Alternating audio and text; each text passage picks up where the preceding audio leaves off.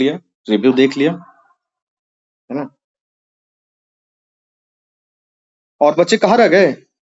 मतलब इस बैच में बहुत सारे बच्चों का एडमिशन है, वो बच्चे पता नहीं गायब है, कुछ बच्चों ने तो अपना रोल नंबर तक नहीं लिया है। वो क्यों नहीं लिया है मुझे भी पता नहीं है।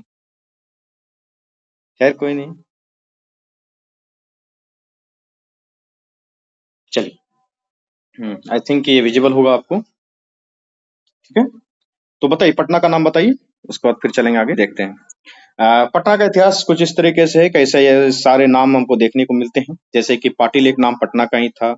उसके बाद पाटलीग्राम, पुष्पपुर, कुसुमपुर, पुष्पावती, पुष्पहस्यपुर, श्रीनगर, पाटलिपुत्र, पोलीब्रोथ, पाटली फुमेलिन, अजीमाबाद, पटना, इतना नाम जो है कि आपके पटना का है। कि पटना हमारे देश की, दिल्ली कितने वर्ष राजधानी बने हुई है, कहीं 100-200 वर्ष की बात होगी। दिल्ली 1912 में वो बनी थी राजधानी। तो अभी 2020 में मतलब कि 24 साल के आसपास, 112 साल के आसपास दिल्ली को हो रहा है राजधानी बने। जबकि पटना जो है कि करीबन करीबन 1000 साल तक देश की राजधानी रही है। लेकिन हम लोगों ने इसके जो है कि महत्वपूर्ण इतिहास को, जो गौरवशाली इतिहास था, उसको हम लोगों ने भुला दिया है। इतने तो नाम थे हमारे पटना के। ठीक है, तो इसको आप लोग देख लेंगे, कई बार जो है कि ध्यान आएगा। भविष्य पुराण में सबसे पहले जो है कि पटना का जिक्र मिलता है आपको ब्रह्मखंड में मिलता है। इसको पहले जो है कि पाटलीग्राम के नाम से जाना जाता था। उसके बाद कुश नामक महाबली राजा गधी जो है कि महर्षि विश्वामित्र के जो पिताजी थे, उनके बेटी का नाम पाटिल था। उसकी बेटी का नाम पाटिल था, और पता चलता है कि उसकी बेटी के नाम पे ही पटना का नाम पड़ा है। एक ऐसी मान्यता है। उसके बाद फिर पाटिल वृक्ष की अधिकता के कारण भी कहा जाता है किसका नाम पटना पड़ा होगा। पटन देवी यहाँ मंदिर भी है पटना में। लेकिन जो एग्जैक्ट नेम पटना का पता चलता है, वो पता चलता है कि तारीख शेर शाही जो 1541 में लिखा गया था, उसमें जो है कि वहाँ पे स्पष्ट जिक्र मिलता है कि पाटलिपुत्र जिसका कि नाम पटना हो चुका है। ठीक है, तो हमने तो ये तो पटना का इतिहास देखा। चूंकि पटना का इतिहास इसलिए देखा, जो आचार्य पाणिनि जी हैं, जिनकी जन्मभूमि बिहार ही रही है, तो उनका जो एक बुक है, जो संस्कृत व्याकरण का किताब है अष्टाध्याय, उसमें जो है कि शिल्प का प्रयोग हमको मिलता है। शिल्प का प्रयोग, शिल्प मतलब की कला, कला मतलब की वही चित्रकला। तो शिल्प का प्रयोग पहली बार उसी के पाणिनि के बुक में मिलता है, जो कि अष्टाध्याय उसके किताब का नाम है। जो हमारे पटना के ही थे, वो संस्कृत व्याकरण की इन्होंने किताब लिखी है। काफी बड़े विद्वान थे, प्रकांड विद्वान थे। ठीक है, आते हैं पटना कलम की ओर। तो पटना कलम कैसे बना, कहाँ से आया, इसका जिक्र जो है कि इसमें हम आपको बताते हैं। देखिए कि आपको पता होगा कि जैसे कि आपको इसका इंट्रोडक्शन भी लिखना है ना पटना कलम का, तो आप ये इंट्रोडक्शन का लाइन लिख सकते हैं कि यह सर्वविदित है कि मुगल काल के समय, जहांगीर के समय अपनी चित्रकला अपने शीर्ष पर थी। लेकिन मुगल सल्तनत में शाहजहां के पुत्र औरंगजेब की गद्दी पर बैठने के बाद चित्रकला को काफी क्षति हुई थी। इसका कारण, जैसा कि सर आदित्य सर ने बताया आप लोगों को, कि एक तो कारण ये था कि क्या कहते हैं, औरंगजेब युद्धों में जो है कि घिरा हुआ रहा। दूसरा कारण ये भी था कि औरंगजेब खुद जो है कि वो चित्रकला प्रेमी नहीं थे। जैसे कि जो जहांगीर थे, वो इतने ज्यादा चित्रकला प्रेमी थे, वो खुद गजब गजब के चित्र बनाया करते थे। आपको पता होगा, आप लोगों ने पढ़ा है, उसके जो भी चित्रकार थे या अकबर के जो भी चित्रकार थे, उनका अपने हिस्ट्री में बहुत अच्छे से जिक्र किया होगा। वो उसके लिए मैं यहाँ नहीं जा रहा हूँ। तो औरंगजेब जब गद्दी पे बैठा, तो आप समझ लीजिए कि जो मुगल दरबारी चित्रकार थे, जो मुंसवीर थे, जो चित्रकार थे, जो चितेरे रहा करते थे, जिसको कि राजश्रय सत्ता से धन मिलता था, वो राजा के लिए चित्र बनाया करते थे, उन सबों को जो है कि काम मिलना ही बंद हो गया, क्योंकि राजा ने जो है कि राजश्रय देना बंद कर दिया उनको। उसके बाद क्या हुआ कि वो चित्रकार क्या किए, अपने जीविकोपार्जन के लिए जो है कि वो दिल्ली दरबार से पलायन करने लगे। दिल्ली दरबार से पलायन करने के लिए, अब यहाँ पे दिल्ली है, आपको पता है, ये देश का नक्शा है, यहाँ दिल्ली है। यहाँ से जो है कि चित्रकार अलग अलग दिशाओं में पलायन किए थे। जैसे कि जो चित्रकार कुछ जो है कि पहाड़ी शैली के जो चित्रकार थे, वो उत्तर की तरफ, उत्तर पश्चिम की तरफ पलायन कर गए थे। कुछ चित्रकार जो है कि जयपुर और उदयपुर की तरफ, राजस्थान की तरफ पलायन कर गए थे, ये इधर बनना चाहिए था। ठीक है, उसके बाद कुछ चित्रकार जो है कि उत्तर उत्तर प्रदेश के आसपास में मथुरा, फैजाबाद, वाराणसी में गए। उसके बाद कुछ जो है कि मुर्शिदाबाद में गए। तो देखते हैं कौन कौन से चित्रकार किधर किधर गए, और जहां जहां वो चित्रकार की टोली गई, उन्होंने अपने अपने तरीके के एक अलग अलग शैली का निर्माण कर दिया। क्योंकि मुगल शैली के जो चित्र होते थे, आपने पढ़ा होगा, उस चित्रों में जो है कि बॉर्डर का काफी प्रयोग किया जाता था। बॉर्डर का प्रयोग करने के साथ सुनहरा कलर वगैरह दिया जाता था। वो इसलिए भी दे दिया जाता था क्योंकि मुगल सल्तनत में पैसे बहुत थे, राजा का पेट्रोनेज मिला हुआ है, राजा उसको फंडिंग करता था। लेकिन अब यहाँ पे फंडिंग बंद हो गया है। तो देखते हैं चित्रकार कहाँ कहाँ गए थे। तो एक तरीके का होता है पहाड़ी शैली। तो जो है कि पहाड़ी शैली, जो आपको देखिए कि इस क्षेत्र में जितने भी चित्रकार निकले, तो कहाँ कहाँ जाएंगे। उत्तराखंड का इलाका यहाँ दिख रहा है, हिमाचल प्रदेश का इलाका दिख रहा है, आपको पंजाब का इलाका दिख रहा है, जम्मू कश्मीर का इलाका दिख रहा है। उस समय तो आप, ये पाकिस्तान भी अपना ही था। तो इसका इलाका दिख रहा है, कांगड़ा वगैरह जो जगह है, तो जगह-जगह के नाम पे ही चित्र शैली का नाम पड़ा हुआ है। जैसे कि बसोहली पेंटिंग, ये बहुत गजब की पेंटिंग है और इसका जो है कि कई बार कई मूवियों में मैंने देखा है कि उस पेंटिंग के बनी हुई साड़ियाँ जो लोग पहनते हैं, हीरो-हीरोइन, वो खास करके हीरोइन पहनती है, बड़ा अच्छा देखने में लगता है। कांगड़ा आपको पता है कि ये उत्तराखंड में कांगड़ा डिस्ट्रिक्ट है, तो कांगड़ा शैली है, फिर गढ़वाल शैली है, ये भी उत्तराखंड का एक डिस्ट्रिक्ट है। कुल्लू शैली है, मंडी शैली है, चंबा शैली है, इस तरीके से कुछ पहाड़ी शैली टाइप के ये नाम है आपके। इन इन जगहों पे जाके इसका मतलब ये है कि चित्रकार जाके बस गए थे। अब हम देख रहे हैं कि जो कुछ चित्रकार जो है कि जयपुर वगैरह की तरफ भी गए थे, जयपुर, उदयपुर इन सब क्षेत्रों में भी गए थे और जयपुर स्टाइल वगैरह जो है, वो भी उनका भी डेवलपमेंट हुआ था। उसके बाद दिल्ली से ही कुछ चित्रकार निकले थे, जो मथुरा की तरफ, फैजाबाद की तरफ और वाराणसी की तरफ भी गए थे और कुछ चित्रकार जो है कि मुर्शिदाबाद आए थे। तो आप कहेंगे सर मुर्शिदाबाद आए थे तो पटना क्यों नहीं आए थे? पटना उस समय जो है कि क्या कहते हैं कि बाजार व्यापार का केंद्र पूरी तरीके से नहीं था। मुर्शिदाबाद जो कलकत्ता के पास है, वही था और वहाँ पे नवाब जो है कि मीर जाफर थे मुर्शिदाबाद के। आपको पता होगा कि उत्तर मुगल काल में जो है कि कई सारे नवाब बने थे और धीरे-धीरे उन नवाबों ने ही तो इनको मुगल को ले डूब गया था। तो हिस्ट्री में पढ़ेंगे तो पढ़ेंगे, ठीक है? तो नवाब मीर जाफर जो है कि मुर्शिदाबाद में थे। यहाँ पे इनको जो है कि ये चित्रकला प्रेमी थे। ये जो नवाब मीर जाफर साहब हैं, ये काफ़ी चित्रकला प्रेमी थे और उन्होंने चित्रकारों को शरण दिया था। तो कहाँ शरण दिया था, वो देखते हैं। नवाब मुर्शिदाबाद कहने का मतलब कि मीर जाफर। मीर जाफर ने उन चित्रकारों को गंगा के नदी के तट पे बसाया था। तो तट पे बसाया था कहाँ पे? बालूचक नामक गाँव था, वहीं पे उनको बसाया गया था। तो चित्रकार जब यहाँ पे आए तो पता होगा आपको कि 1760 के आसपास का ये समय चल रहा है और 1760 के आसपास क्या हो रहा था? 1757 में प्लासी का युद्ध हो चुका है। प्लासी का युद्ध हो चुका है, इसका मतलब है कि अंग्रेज अच्छी खासी संख्या में जो है कि बंगाल के क्षेत्रों में रह रहे हैं। तो 1760 के आसपास का ये समय चल रहा है, तो चित्रकार जब यहाँ पे आए, तो नवाब मुर्शिदाबाद के लिए उन्होंने कुछ चित्र बनाए, जो मीर जाफर के लिए कुछ चित्र बनाए और कुछ चित्र बनाने के बाद जो है कि चित्रकार ईस्ट इंडिया कंपनी के व्यापारियों से, अधिकारियों से मिले और उन्होंने उनकी जो इंग्लिश भाषा थी, उनको सीखा, उनसे बात विचार किया, तो अधिकारियों को ये चित्रकार पसंद आए। तो अधिकारी अपने लिए चित्र बनवाते थे, पैसे दे करके इन लोगों को चित्र बनाते थे। तो इनको जो है कि अंग्रेजी शैली भी कहा जाता है या ब्रिटिश शैली भी कहा जाता है। पटना कलम का दूसरा नाम जो है ब्रिटिश शैली भी है, ये ध्यान रखिएगा, ठीक है? तो ईस्ट इंडिया कंपनी को व्यापारियों को, अधिकारियों को चित्र बनाते थे और वो व्यापारी अधिकारी उस चित्र का क्या करते थे कि यहाँ से जब वो ब्रिटेन जाते थे, तो वो लेके जाते थे यहाँ के यादगार के रूप में, ठीक है? तो जो चित्रकार मोहर जी थे, जो कि मनोहर जी, जो मैंने ज़िक्र किया कि औरंगज़ेब के समय से चले आए थे, तो आपको पता है कि चित्रकार कहाँ आ चुके हैं? मुर्शिदाबाद में। मुर्शिदाबाद में राजा अभी कौन है? मीर जाफ़र, नवाब ऑफ मुर्शिदाबाद मीर जाफ़र हैं, ये कला प्रेमी थे। लेकिन इन चित्रकारों का दुर्भाग्य देखिए कि एक बार इन्होंने पलायन का दंश झेला, पलायन जो है कि किया, तो दिल्ली से पलायन करके ये चित्रकार कहाँ आए हुए हैं? अभी मुर्शिदाबाद में रह रहे हैं। मुर्शिदाबाद में बालूचक नामक गाँव के आस-पास में ये लोग रह रहे हैं। तो जो है कि ये रह रहे हैं। उसके बाद फिर यहाँ पे जो है कि राजा मीर जाफ़र है, जब तक मीर जाफ़र है तब तक तो इनका ठीक चल रहा है, लेकिन जब मीरान आ गए थे तो ये चित्रकला प्रेमी नहीं थे, इनका लड़का ही था, मीर जाफ़र का लड़का मीरान था। आप जानते होंगे, इतिहास में पढ़े होंगे कि ये राजा बन गए थे। तो चित्रकार पुनः पलायन किए, पुनः पलायन करके ये पटना की तरफ आए। पटना की तरफ क्यों आए आप समझिए। कि 1760 के आसपास का ये समय है, तो उस 1760 के बाद क्या हुआ था कि पटना में जो प्रिंसेस की कोठी वगैरह थी, यहाँ पे ये क्या कहते हैं, पटना कॉलेज के आसपास में कोठियाँ वगैरह बसनी स्टार्ट हो गई थी। आप बिहार के इतिहास में अच्छी तरीके से पढ़ते हैं। तो जब यहाँ कोठियाँ बसनी स्टार्ट हो गई थी, पटना एक समृद्ध नगर पहले से भी था। इधर औरंगजेब का पोता जो अजीमाबाद था, उन्होंने 2 करोड़ रुपए खर्च करके उस समय पटना नगर को ठीक-ठाक बनाया था। तभी ये चित्रकार पटना आके बस गए थे। जब उन्होंने बनाया तो पटना जब आए तो पटना में आने के बाद यहाँ पे देखा इन चित्रकारों ने कि यहाँ के व्यापारी, यहाँ के अधिकारी, यहाँ के जमींदार, यहाँ के धनाढ्य लोग, यहाँ के और जो व्यक्ति कला प्रेमी हैं, वो हमारे चित्रों को पसंद कर रहे हैं। तो जब इनके चित्रों को पसंद कर रहे हैं तो अब पटना में इनको रहने का स्थान मिल गया। तो किस-किस स्थान पे रहे थे, ये इनको आप याद कर लीजिएगा, बीपीएससी मेंस में लिखना पड़ेगा। इस तरीके का जो इन्फॉर्मेशन है वो ज़रूर आप अपने मेंस आंसर में नोट करें।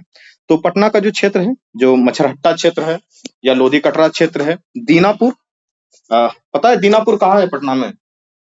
दानापुर सर। हाँ, दानापुर का ही नाम जो है कि पुराना नाम जो है कि क्या था? दीनापुर था। तो दीनापुर के क्षेत्र में भी ये चित्रकार बसते थे। मछरहट्टा किधर है पटना में? कोई बता सकते हैं? कोई बता सकते हैं मछरहट्टा कहाँ है? लोधी कटरा कहाँ है?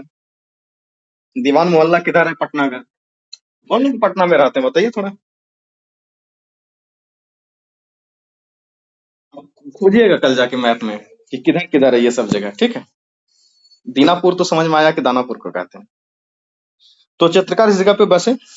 यहाँ बसने का कारण मैंने बताया है कि स्थानीय नवाब, जमींदारी, अंग्रेज अधिकारी कला प्रेमी थे और जो है कि उसका चित्र खरीदते थे। उसके बाद कुछ चित्रकार क्या हुआ कि पटना में तो बसे ही बसे, साथ के साथ जो है कि बेतिया, दरभंगा, पूर्णिया, गया, आरा। तो आपको पता होगा कि बेतिया में बेतिया महाराज थे, दरभंगा में दरभंगा महाराज थे। दरभंगा महाराज का किला वगैरह हम लोग घूमे हैं, क्योंकि वहीं से पढ़ाई किया है, तो बहुत हम लोग जाते थे घूमने के लिए। बेतिया महाराज थे, पूर्णिया में भी किला था, पूर्णिया के भी महाराज थे। उसके बाद गया, आरा इत्यादि में जो अलग अलग छोटे छोटे राजा जमींदार थे, इन लोगों ने भी इन चित्रकारों को संरक्षण दिया था। और संरक्षण देने के बाद जो है कि ये चित्रकार वहां पे भी राजा के लिए क्या करते थे, चित्र बनाते थे बाकायदे। ठीक है। एक अलग टाइप का जिक्र ये मिलता है कि राजा ईश्वरी नारायण सिंह, जो कि वाराणसी के राजा थे, उन्होंने भी कुछ चित्रकारों को बुलाया था, पटना कलम के चित्रकारों को बुलाया था। जो वैसे उसमें जो गए हुए थे चित्रकार, उनका नाम इस तरीके से दल्लू लाल है, हुलसा लाल है या छगन लाल है। ये सब जो है ये राजा ईश्वरी नारायण सिंह जो वाराणसी के राजा थे, वहां पे जाके उनके लिए इन लोगों ने चित्र बनाया था और वहीं पे जाके ये लोग बस भी गए थे। तो इस तरीके से ये जो है कि हमने क्या जिक्र किया, पटना कलम के बारे में, उसका इतिहास जिक्र किया कि पटना कलम का उत्पन्न कैसे होता है, पटना कलम शैली क्या है, किस तरीके से जो है कि क्या कहते हैं आपका पटना कलम शैली में जो है कि क्या बोल रहे हैं ये इतिहास, और इतिहास के बाद जो है कि आपका पटना में किस तरीके से ये आया, उसको मैंने जिक्र किया। किस तरीके से मुर्शिदाबाद गए थे, मुर्शिदाबाद से फिर पटना आए थे। इतना चीज आप लोगों को समझ में अगर आया है तो फिर आगे। तो अब देखते हैं पटना कलम के बारे में। अभी तक हमने क्या पढ़ा, पटना कलम का इतिहास पढ़ा था। अब जो हम लोग पढ़ेंगे यहाँ से पटना कलम के बारे में पढ़ेंगे कि इसमें किस तरीके के चित्र बनाए जाते थे। ठीक है। तो देखिए, पटना कलम का सबसे पहले मतलब क्या होता है। पटना तो पटना का स्थान का नाम है। ये कलम जो पटना कलम पेंटिंग हम लोग पढ़ते हैं, इसमें कलम क्या है। देखिए, जिस पेंटिंग में भी कलम नाम का जिक्र हो जाता है, इसका मतलब ही हो जाता है कि एक स्टाइल, एक आर्ट ऑफ पेंटिंग। कलम इसलिए इस शब्द का जिक्र किया गया है। अगर कोई पूछ रहे हो इंटरव्यू वगैरह में तो उसको बताइएगा। ठीक है, चलते हैं आगे। तो इस चित्रकारी में क्या था, किस तरीके के चित्र थे, उसको समझते हैं। जो चित्रकार थे वो पहले मुगल दरबार में काम करते थे। तो मुगल दरबार में जो काम करते थे, उसके मुगल शैली में क्या होता था कि उसके बॉर्डर में बहुत ज्यादा काम होता था, बहुत ही ज्यादा काम होता है। मुगल के किसी भी चित्र को देखिए, एनसीईआरटी वगैरह किताबों में आपके अकबर वगैरह के चित्र का जिक्र किया गया है, अगर आप पढ़े होंगे तो वहां देखे होंगे। ठीक है। लेकिन जो पटना कलम था, पटना कलम में क्या था उसको देखते हैं। पटना कलम की पृष्ठभूमि बिल्कुल सादा होती थी। क्यों सादा होती थी वो आगे चल के बताएंगे। ठीक है। जो सादा होती थी पृष्ठभूमि, इसका क्या फायदा हो सकता है आप बताएं। देखिए, सादा पृष्ठभूमि होने का फायदा ये है कि चित्र विषय प्रधान हो जाता है। आपको जो विषय दिखाया गया है उस विषय के बारे में सोचिए, उस विषय के बारे में देखिए और उस विषय के गहराई को समझने का प्रयास कीजिए। इसलिए पृष्ठभूमि को सादा रखा गया है कि लोगों को, देखने वाले का फोकस डायरेक्ट चित्र के विषय पर हो। वो विषय किस तरीके थे, तो जो जन विषयक चित्र होते हैं, जन विषयक मतलब कि आम आदमी से रिलेटेड जो चित्र होते थे उसी को बनाया जाता था। तो इसलिए इसमें किस तरीके के चित्र बनते थे। देखिए, जो ढोलकिया का चित्र है, मतलब ढोलक बजाने वाला, ठठेरा आप जानते हैं, हाट बाजार का चित्र है, नाचने गाने वाली का चित्र है, मछली बेचने वाली का चित्र है, बाल दाढ़ी बनाता हुआ नाई का चित्र बनाया गया है, भिस्ती मतलब जो पानी ले जाता हुआ भिस्ती है उसका चित्र बनाया गया है, धौकनी चलाता लोहार। आप जानते हैं धौकनी क्या होता है, समझते हैं ना धौकनी। ऊपर नीचे जो करते रहता है, वो हवा जो फूकता है उससे, धौकनी से, इसमें कोयले में। ठीक है। तो जो तिलंगी था, मतलब कि तिलंगी तो वो पतंग बनाने के लिए जो काम होता था, जिसमें वो लपेटते ना ऐसे करके, वो पतंग की डोर, उसी को। तीज त्योहार के चित्र बनाए जाते थे, परिधान के चित्र बनाए जाते थे, आम ग्रामीण जीवन रहन सहन के चित्र होते थे, आम परिवेश के चित्र होते थे, जीवन यापन का चित्र होता था। और इस तरीके से बाजार प्रधान वगैरह चित्र इसमें बनाए जाते थे। तो अगर पूछा जाएगा पटना कलम में किस तरीके के चित्र बनाया जाता था, तो जो जन विषयक विषय होते थे, जो मतलब कि साधारण आम जीवन के विषय होते थे, उसी का ये चित्र बनाया जाता था। और एक इंपॉर्टेंट बात बता दें कि यहाँ देखिए दो चीजें हैं कि कोई राजा महाराजा का चित्र नहीं है, कोई भोग विलासिता का चित्र नहीं है इसमें।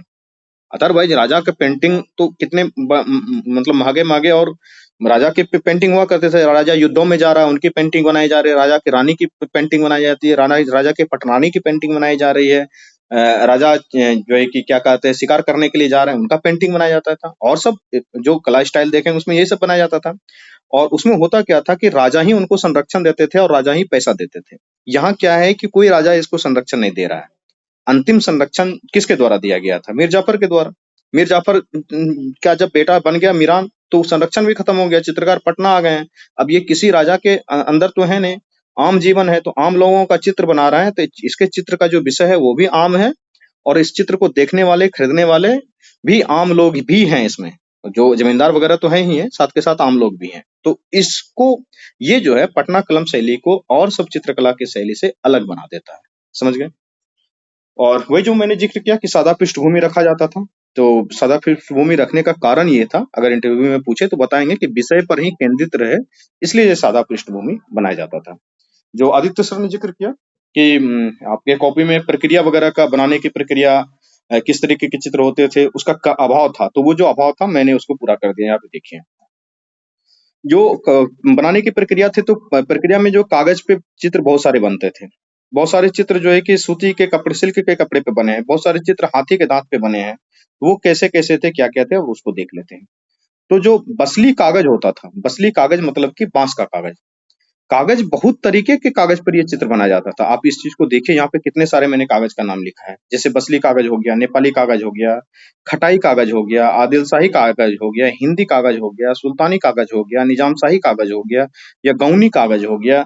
ये सारे कागज इतने तरीके के थे। जैसे बसली कागज का मतलब क्या होता था कि जो बांस का कागज बनाया जाता था उसको बसली कागज कहा जाता था। बांस के मतलब कि पतली पतली जो है कि पहले छिलके काट लिए जाते थे, और उसको जो है कि पानी में रख के फिर वो चावल का माड़ वगैरह दे करके किस तरीके से वो लोग कागज बनाते थे, जो कि बांस का बहुत पतला सा कागज बनता था, जिसको हम लोग क्या बोलते थे, उस भाषा में बसली कागज बोलते थे। पटना कलम की भाषा में उसको जो है बसली कागज बोला जाता था। हाथी के दांत पे भी चित्र बनता था। आपको पता है कि हाथी का दांत बहुत मोटा होता है, उसके मतलब कि लकड़ी की तरह होता है, बहुत सारा बहुत मोटा ऐसे करके दांत होता है, ठीक है। और हाथी का दांत जो है ना, वो क्या कहते हैं, आरी ब्लेड से आप काट सकते हैं, उस तरीके का दांत होता है, मैंने देखा है बकायदे। और जो क्या कहते हैं, राजा महाराजाओं की कंघी वगैरह हाथी के दांत की बनी होती थी, वो भी मैंने देखा है। वो संग्रहालय में जा करके उन सब चीजों को मैं देखा हूँ, ठीक है।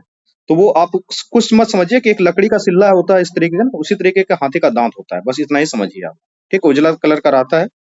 उस हाथी के दांत का जो है कि चित्र ऐसे करके गोल छोटा सा इसका जो है कि एक कास्ट काट लिया गया, मान लीजिए छोटा सा, और उसपे जो है कि बनाया जाता था चित्र। वो चित्र जो है बनाया जो जाता था, उसपे वो ब्रुच में यूज होता था। ब्रुच का मतलब समझते हैं क्या होता है?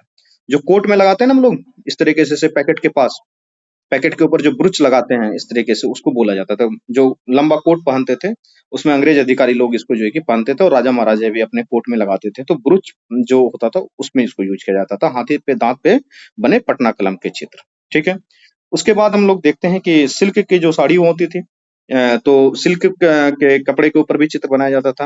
हमने देखा कि कागज के ऊपर चित्र बनाए जा गए हैं, हाथी के दांत के ऊपर चित्र बनाए गए हैं। अब आते हैं सिल्क की बारी है। सिल्क में किस तरीके के चित्र होते थे? तो कपड़े के ऊपर जो है कि अंडे की जरी की जाती थी। अंडे की जरी या फिर चावल का माड़, आप समझ लीजिए कि एक कपड़ा है इस तरीके का, उसको क्या किया गया, सबसे पहले चावल के माड़ में डुबाया गया है और उसमें तुतिया मिला दिया गया है। तो कपड़ा क्या हो जाएगा? कड़ा हो जाएगा। आप सब जानते हैं, इस बात से भली-भांति वाकिफ हैं। तो जब कपड़ा कड़ा हो जाता था, पतले कपड़े पे तो चित्र बनाया नहीं जा सकता है, सूती कपड़ा है, उसको चावल के माड़ में डुबाया गया, कपड़ा कड़ा हो गया, और वो जो है कि उसको सुखा दिया जाता था।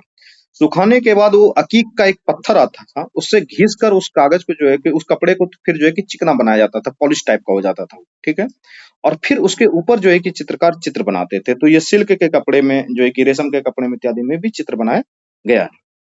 तो ये थे कि अलग-अलग जो जगह थे वहाँ पे कैसे-कैसे चित्र बनता था। उसके बाद जो है कि जो सर ने भी ज़िक्र किया था कि आप लोगों ने वो नहीं लिखा था कि किस तरीके से वो अपने खुद रंग खुद ही तैयार करते थे, अपना पेंट ब्रश जो भी होता था वो भी तैयार करते थे, तो उसको तुलिका बोला जाता था उसकी भाषा में। तो तुलिका क्या होता है उसको देखिए। तुलिका मतलब वही ब्रश, जिसको कि आप लोग कुची बोलते हैं।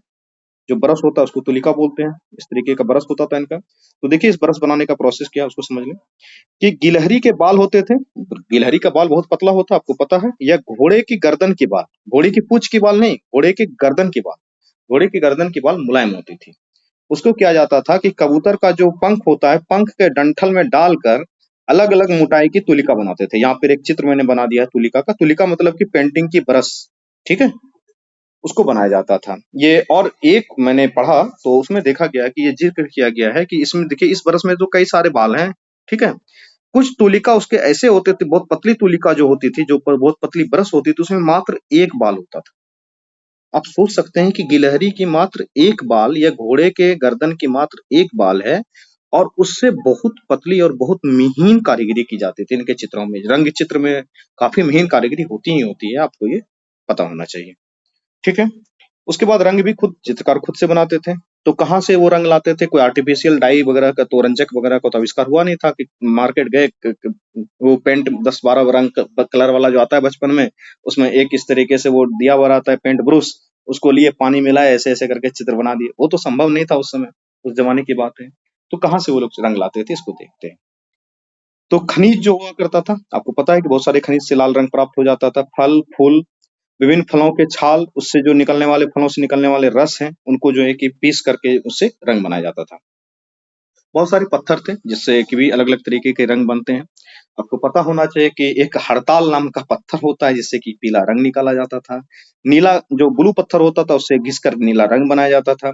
गेरू मिट्टी, आप समझते हैं ना मिट्टी, गेरू मिट्टी आप अभी भी घर वगैरह गांव में नीपने के लिए उसका वो लाल मिट्टी का यूज किया जाता है, चूल्हा वगैरह वो नीपने के लिए जो गांव में होता है।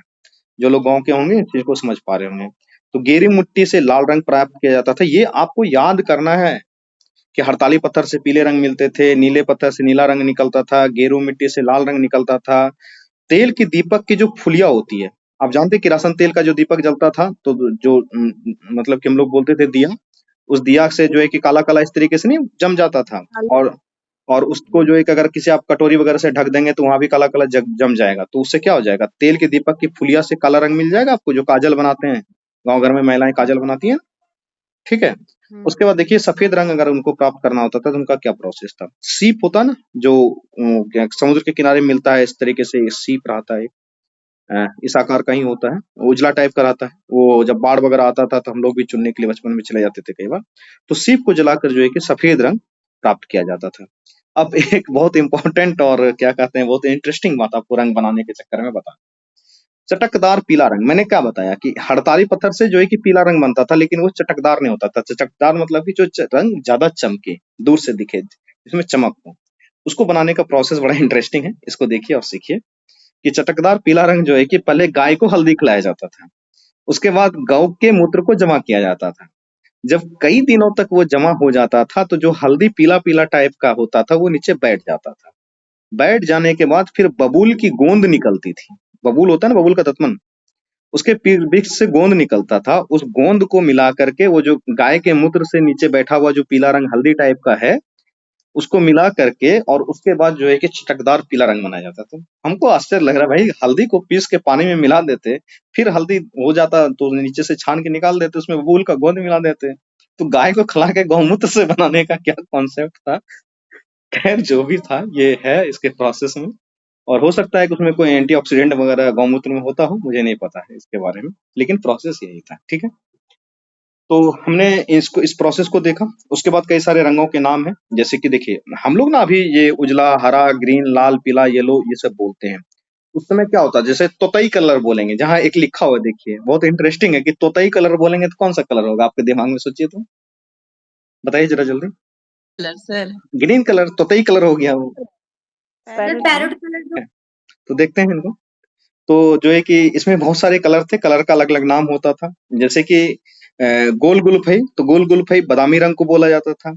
तोतई कलर, तोतई कलर क्या हो जाएगा, ग्रीन कलर हो जाएगा, हरा टाइप का रंग हो जाएगा, तो उसको बोलेंगे हम लोग तोतई कलर। ठीक है। उसी तरीके से हरा माठा मतलब कि उसको ग्रीन बोला जाता था। हलकारी सोना मतलब कि गोल्डन पाउडर। सोन जर्द मतलब कि गोल्डन येलो। उसके बाद एक पक्तई कलर होता था, तो पक्तई कलर को ग्रे बोला जाता था, ग्रे को पक्तई बोला जाता था। आप इसका सबसे आसान एग्जांपल ये है तोतई कलर, तोतई कलर जिसको कि वो पैरेट कलर बोलते हैं ना, हरा टाइप का, उसी तरीके से पक्तई भूरा। पक्तई एक चिड़िया होती थी, उसका रंग जो है कि भूरा होता था, इसलिए जो है कि पक्तई भूरा बोला जाता था उसको। तो जैसे सफेद होता था तो क्या कबूतर को बोल रहे बोलते हैं शायद पक्तई, हैं? कबूतर, कबूतर को बोलते हैं शायद नहीं वो कबूतर पक्तई बट, कलर, कबूतर का कलर। कबूतर ये बटेर टाइप का रहता है, कबूतर पूरा नहीं रहता है। ठीक है, उसी को पक्तई चिड़िया बोला जाता है। अच्छा, जैसे कि उदिया सफेद है, उसको व्हाइट बोला जाता है। उदिया सफेद क्यों बोला जाएगा, जो मार टाइप का कलर होता है उसको वो व्हाइट ही होता है, इसलिए उसको उदिया सफेद बोला जाता था। हरा माटा, ये कलर का आपको नाम याद रखना है, बहुत दिमाग नहीं लगाना है। मैं ऐसे ऐसे ही बता दे रहा हूँ कि ये कहाँ से आया है ये शब्द वगैरह। ताकि कंफ्यूज ना करें।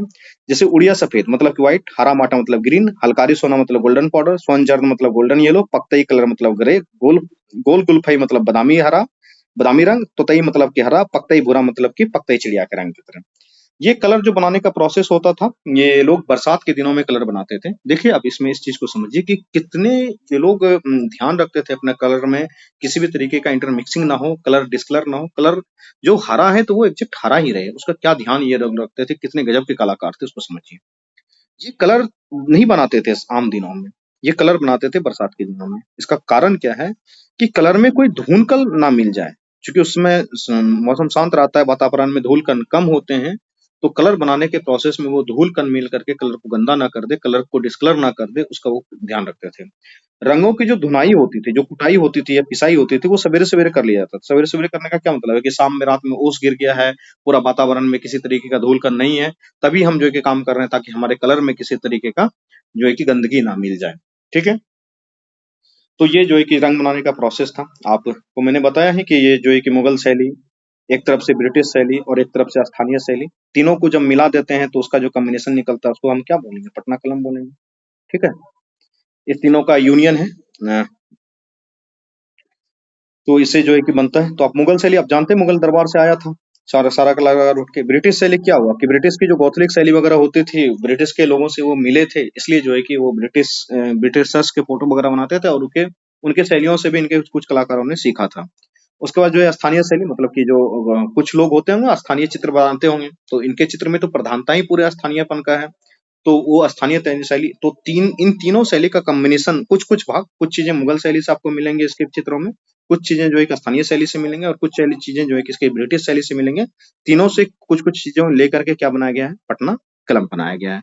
तो इस चीज को मैंने यहाँ पे दर्शाया है। उसके बाद चलते हैं, कुछ चित्रकार के नाम आपको पूछे जाते हैं और आपको मेंस में लिखना पड़ता है। ये किताब वगैरह में भी कहीं कहीं पे मिलेगा, और क्योंकि मैंने उसको एक जगह कर दिया है तो वो देख लीजिए। तो जो चित्रकार मैंने बताया कि चित्र क्या बनते थे, आम जीवन के चित्र बनते थे। अब देखिए आम आम जीवन के और भी कुछ रंग होते हैं, वो मैं बताता हूँ। जैसे कि लकड़ी काटता हुआ लकड़हारा, मछली बेचती हुई औरत, लुहार, सुनार, इक्के वाला मतलब समझते हैं? इक्का वाला क्या होता है? हाँ सर, इक्का एक गाड़ी होता है हाँ, सर। इक्का गाड़ी होता है। रंगरेज, पालकी उठाता कहार, खेत जोतता किसान, साधु सन्यासी का चित्र, ये सारा बनाया जाता था। उसमें से जो कुछ महत्वपूर्ण चित्र हैं, उसका मैंने यहाँ पे नाम लिखा है, उसको देख लीजिए। महादेव लाल जी के द्वारा बनाया गया है नायिका विग्रह अवसाद का चित्रण। क्या होता है ये नायिका विग्रह, कुछ बताएंगे? जी सर, मतलब उनकी जो प्रेमिका हो या जो हीरोइन है उनसे बिछड़ने का जो चित्र बनाना है। नहीं नहीं, इसको ना इस तरीके से समझिए कि नायिका मतलब कि लड़की, तो इसका नायक कहीं चला गया है प्रदेश कमाने के लिए। ठीक है? तो ये यहाँ जी, वही विग्रह वही कर हम रही कह है। रहे हैं सर, मतलब कि जो मतलब कि जो हीरोइन है या नायिका जिसको कहेंगे, यानी हम्म एक्ट्रेस या मतलब जो प्रेमिका है, या अगर प्रेमी प्रेमिका का अगर उदाहरण लें तो वो उनसे बिछड़ने का जो हम्म दृश्य मतलब दिखाना है हाँ, वही। वो डिप्रेशन में चली गई है एक्चुअली, उस टाइप का चित्र है ये। यही ना, आज के समय में तो वो डिप्रेशन वाला ही मसला होगा। ठीक है? तो ये नायिका विग्रह का अवसाद का चित्रण किया गया है। माधोलाल जी ने भी एक चित्र बनाया, उनका भी देख लें थोड़ा। तो माधोलाल जी ने क्या बताया कि वीरहनी नायिका मतलब कि विग्रह करती हुई नायिका का चित्र बनाया गया है।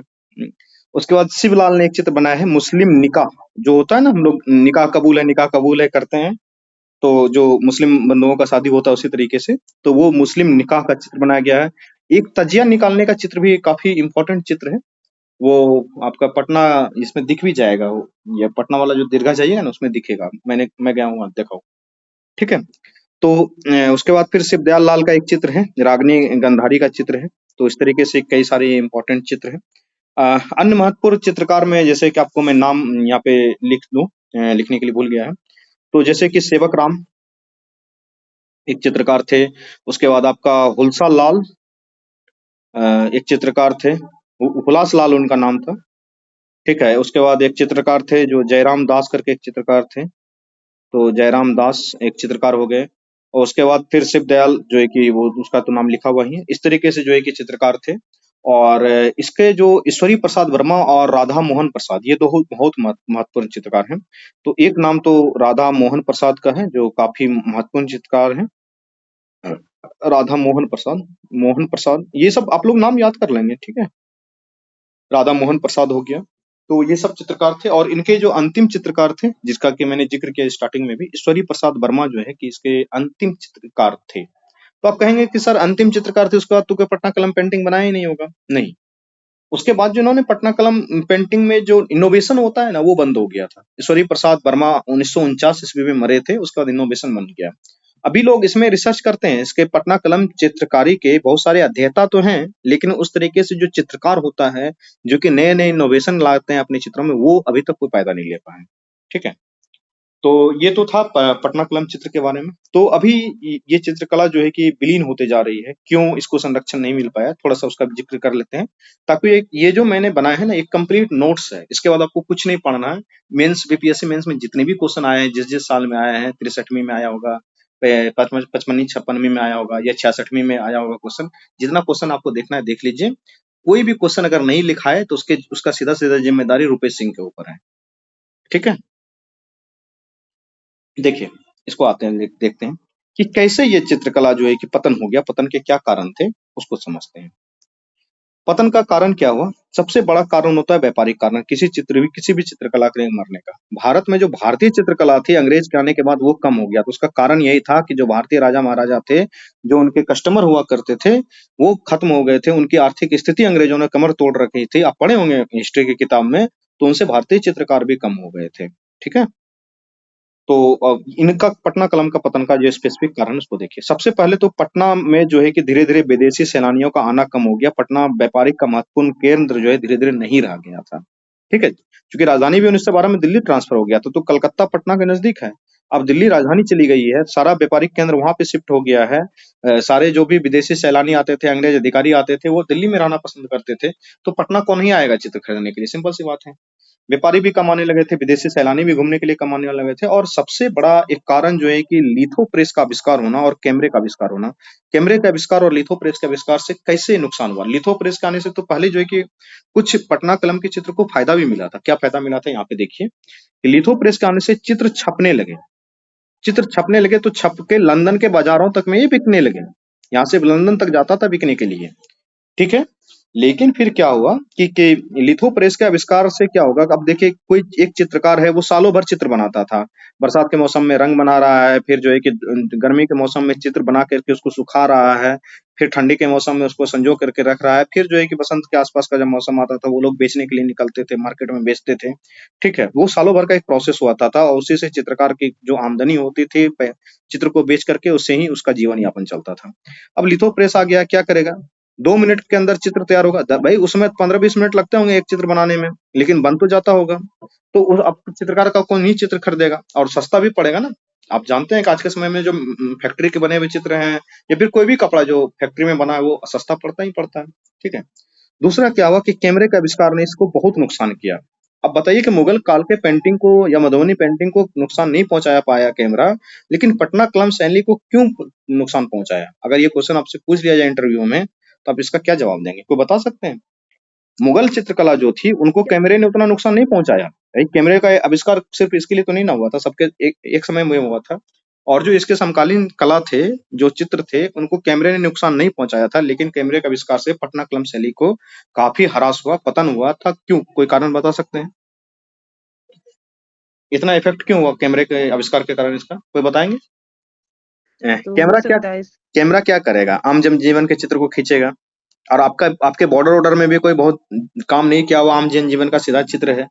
तो आप जो चित्र बनाते हैं, उससे आसान तो है कैमरा से चित्र खींच लेना, आम जनजीवन के चित्र को। जैसे आप चिड़िया के चित्र को पटना कलम में काफी अच्छे से बनाया जाता था, उसकी बारीकी का बहुत ध्यान रखा जाता था। ऐसे बनाता जैसे लगता कोई कोई मतलब कि क्या कहते हैं, वो पक्षी प्रेमी या पक्षी विशेषज्ञ ने इस चित्र को बनाया था। ठीक है, तो लेकिन चिड़िया का सीधा फोटो खींचा जा सकता है ना कैमरे से। आप को क्या कहते हैं, ठठेरा का चित्र बनाते हैं, खेत जुतता हुआ किसान गए, मछली बेचती हुई औरत है, तो सीधा मार्केट में जाएगा, मछली बेचती हुई औरत का चित्र खरीदेगा। इक्का वाला, रिक्शा वाला, ठेला वाला, खोमचा वाला, उसका चित्र सीधा खींचा जा सकता था कैमरे से, इसलिए बहुत नुकसान पहुंचा गया। अब कहिएगा सर मुगल को नहीं पहुंचा गया। मुगल के पेंटिंग में खास बात है कि उसके बॉर्डर, और उसके बाद जो उसके पेंटिंग के पीछे के भी जो दृश्य होते थे, जो छाया चित्र होता था, उसमें भी बहुत सारा काम किया हो रहा था, बहुत सारा मतलब कलरों का प्रयोग होता था। वो समझते हैं ना, क्या बोलते हैं इसको, कैनवास। कैनवास को भी बहुत कलरों से रंगा जाता था। तो यहाँ कैनवास का कोई कॉन्सेप्ट नहीं है, इसलिए कैमरा ने इसको नुकसान पहुंचा दिया। अब कोई भी कैमरा वाला है, वो लाख कोशिश करने के बाद भी राजा के पीछे उस तरीके का कैनवास तो तैयार नहीं कर सकता है। ठीक है, तो इसके अगर क्या कहते हैं अंतिम में कंक्लूजन में लिखना होगा हमको, तो कंक्लूजन में क्या लिखेंगे कि पटना की धरती पर जन्मे पटना कलम ने अपना स्वर्णिम काल भी देखा और अपने उत्कर्ष की गाथा भी लिखी, और अपने चित्रकार अंतिम चित्रकार ईश्वरी प्रसाद वर्मा के निधन के बाद अपनी ही सरजमी पर ये कला धाराशायी भी हो गई। ठीक है, इतना लिखने के बाद फिर आएंगे कि अब हम लोग क्या कर रहे हैं चित्रकला को बचाने के लिए, चित्रकला को फिर से जो है कि रिनोवेट करने के लिए। तो सबसे पहले तो ये जो अंतिम नाम बताया मैंने, ईश्वरी प्रसाद वर्मा, तो ईश्वरी प्रसाद वर्मा जी ने ही एक कॉलेज का स्थापना कर दिया था अपने मरने से पहले ही। काफी कला प्रेमी व्यक्ति थे। ठीक है, तो उन्होंने कौन सा कॉलेज का स्थापना किया था, पता है किसी को? Patna art college. ईश्वरी प्रसाद नहीं सर, वो ना वन क्या नाम है इनका? सॉरी राधा मोहन प्रसाद। राधा मोहन प्रसाद जी के नाम पास। मिस्टेक हो गया, ये राधा मोहन प्रसाद जी का है, मिस्टेक से बोला गया। राधा मोहन प्रसाद जी का ये कॉलेज है। ये भी चित्रकार थे, मैंने नाम भी ऊपर बताया है। सॉरी, सही बोल रही हूँ। राधा मोहन प्रसाद जी ने पटना आर्ट कॉलेज की स्थापना किया था। उसके बाद पटना जो कला है इसका जो है कि बहुत जगह रखा गया है। आपको पता है कि पटना में जितने भी दरगाह है वहाँ पे, उसके बाद यहाँ पे खुदा बख्श लाइब्रेरी है, इसमें भी है। उसके बाद पटना कॉलेज में भी है, पटना आर्ट कॉलेज में भी है। पटना का जो पटना म्यूजियम है और बिहार म्यूजियम है उसमें भी रखा गया है। और भी कई जगहों पे, लंदन के कुछ म्यूजियम में भी पटना कला का चित्र रखा हुआ है। मैंने जो बनारस का जिक्र किया था, वहाँ के भी कुछ म्यूजियम में जो है कि पटना कला के चित्र रखे हुए हैं। और राजा रवि वर्मा का चित्र उसमें काफी बिकता था, तो जो विदेशी व्यापारियों ने भी खरीद के लेके गया है। तो कई विदेश के भी संग्रहालय में वो रखा हुआ है। और क्या कहते हैं कि जयपुर के तरफ का कुछ उस संग्रहालय है, वहां भी है रखा हुआ। ठीक है, विक्टोरिया अल्बर्ट संग्रहालय लंदन। हाँ, मैं नाम भूल रहा था भाई, विक्टोरिया अल्बर्ट संग्रहालय जो है कि लंदन में है, वहां पे भी ये रखा हुआ है इसका चित्र। ठीक है, और सरकार ने इस पे क्या किया है, तो सरकार ने 2012 के बाद से, शायद मैं एग्जैक्ट ईयर तो याद नहीं कर पा रहा हूँ, बिहार सरकार क्या करती है कि पटना कलम का एक कैलेंडर निकालती है। ठीक है, पटना कलम थीम वाले 2010 में 2010 के सत्कार कार्यक्रम के बाद स्टार्ट किया सर। हाँ, वही मैं 2010-12 के बाद नाम भूल रहा था। 2010 में जो सत्कार कार्यक्रम हुआ था, उसके बाद जो है कि ये पटना कलम का कैलेंडर निकाला जा रहा है। फिर कॉफी टेबल बुक वगैरह जो है कि वो भी बनाया गया है पटना कलम के चित्रों को लेकर के। कॉफी टेबल बुक आप समझते होंगे कि आपके कॉफी के टेबल पे रखा हुआ है, उसमें बहुत कुछ लिखा हुआ नहीं रहता, 2-4 बातें लिखी रहती है और पूरा चित्र रहता है। कॉफी पीते पीते बुक को पलट के देख लीजिए, that is the coffee table book. उसके बाद कुछ नाम है, जैसे कि राधालाल गोस्वामी जी थे, उस समय पटना कलम चित्रकार के बहुत प्रेमी थे, तो उनके पोते जो है कि गुरु प्रसाद गोस्वामी जी हैं, उन्होंने भी अपने स्तर पे काफी संरक्षण करने का प्रयास किया है। तो इन लोगों का नाम अगर लिख लेंगे कि लाल गोस्वामी के पोते गुरु प्रसाद गोस्वामी जी ने भी इनको जो है कि संरक्षण किया है। और अलग अलग विश्वविद्यालय के अध्येता लोग इस पे जो है कि रिसर्च कर रहे हैं, इन चित्रों को फिर से आम जीवन में लाने का प्रयास किया जा रहा है। सरकार ने इसके डिजिटल गैलरी वगैरह भी बनवाने का प्रावधान किया है, और इस चित्र को डिजिटली भी प्रेस किया जाता है। और जहां भी म्यूजियम वगैरह का प्रदर्शनी वगैरह होता है कई बार, तो बिहार सरकार जो है कि अपने स्तर पे जो है कि पटना कलम को काफी प्रमोट करता है। और फिर हम कह सकते हैं कि हम लोग भी पटना कलम के पेंटिंग वगैरह को खरीदें, ताकि जो है कि पटना कलम का उद्धार हो सके। ठीक है, तो इस तरीके से ये पटना कलम के ऊपर कंप्लीट नोट्स हो गया आपका। ये मिल जाएगा, जो पेड स्टूडेंट्स उसको भेज दिया जाएगा। ठीक है, आप लोग इसको सेव करके रख लेंगे, ये मेंस के टाइम पे काम आएगा।